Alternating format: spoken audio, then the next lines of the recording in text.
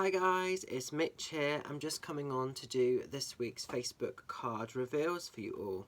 Just wanted to quickly mention my hoodie because quite a few of you lovelies have been asking me where have I purchased this from. This is actually one I've had for over a year now, and it's by my beautiful friend Tracy, my tattoo artist here, who's based in sort of Southwick, and she does a whole clothing range with her designs as well.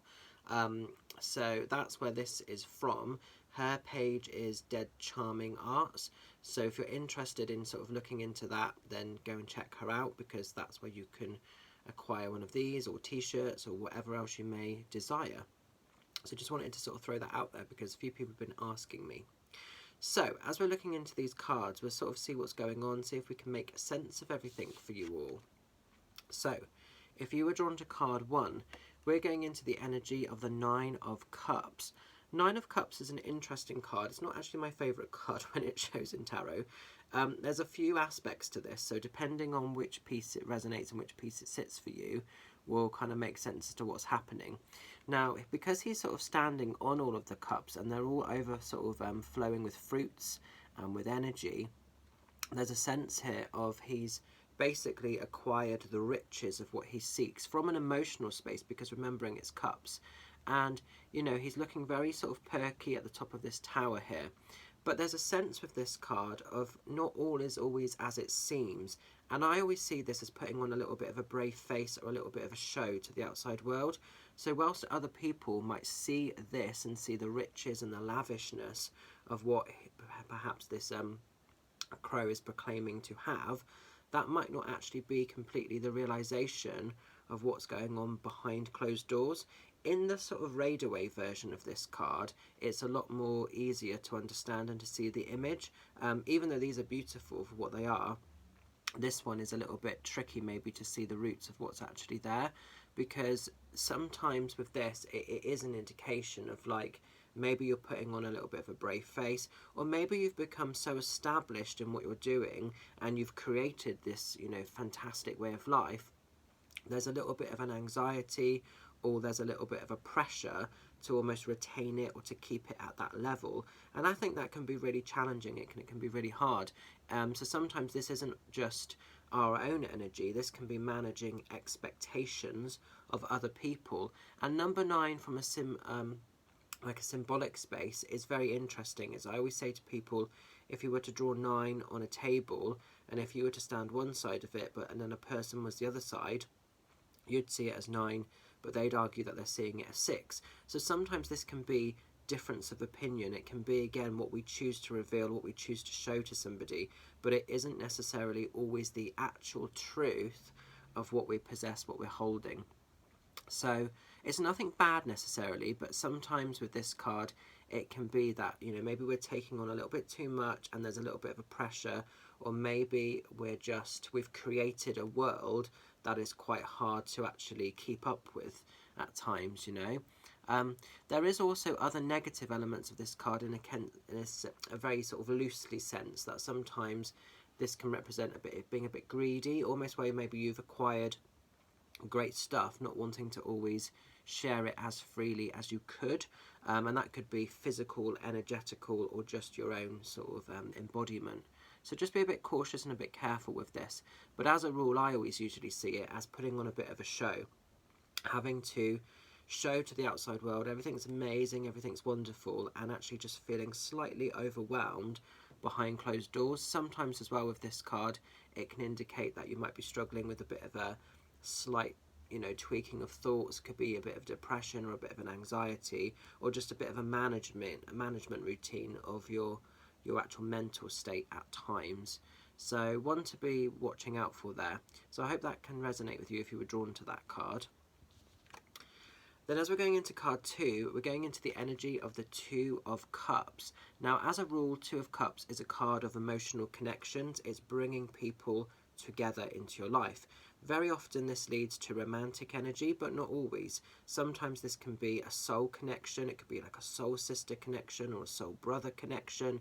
I had a lot of that at the weekend, of people that I've spoken to and I've done work with interactively on Facebook and Zoom and other things, but actually being able to physically meet these people in person was amazing, and that was a really powerful soul connection.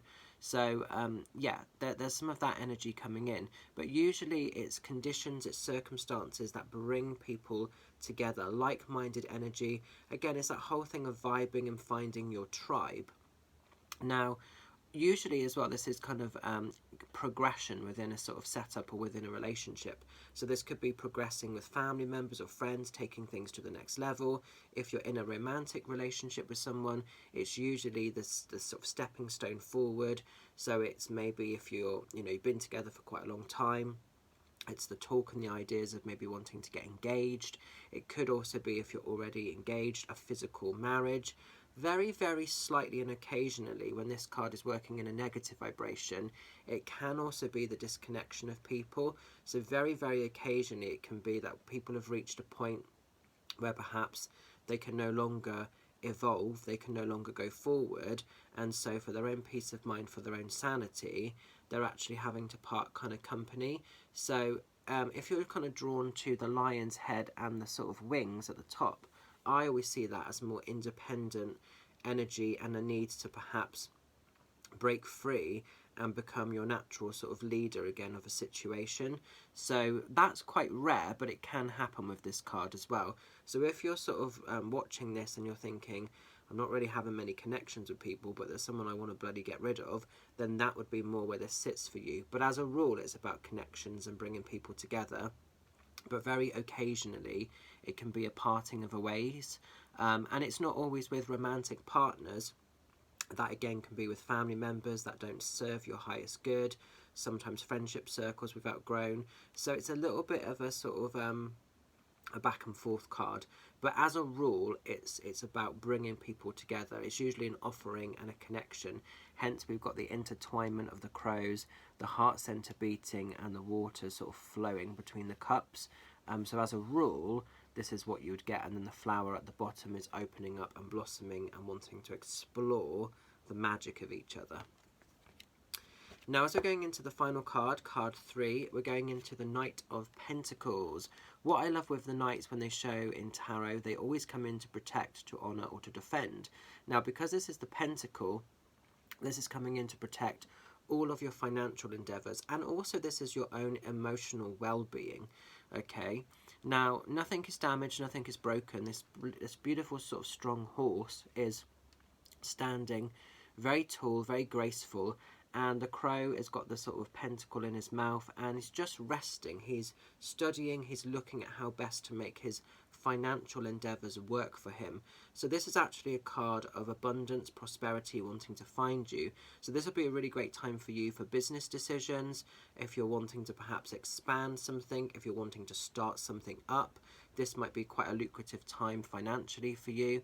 I just see this really very much as almost like a card of all your financial endeavours being kind of protected.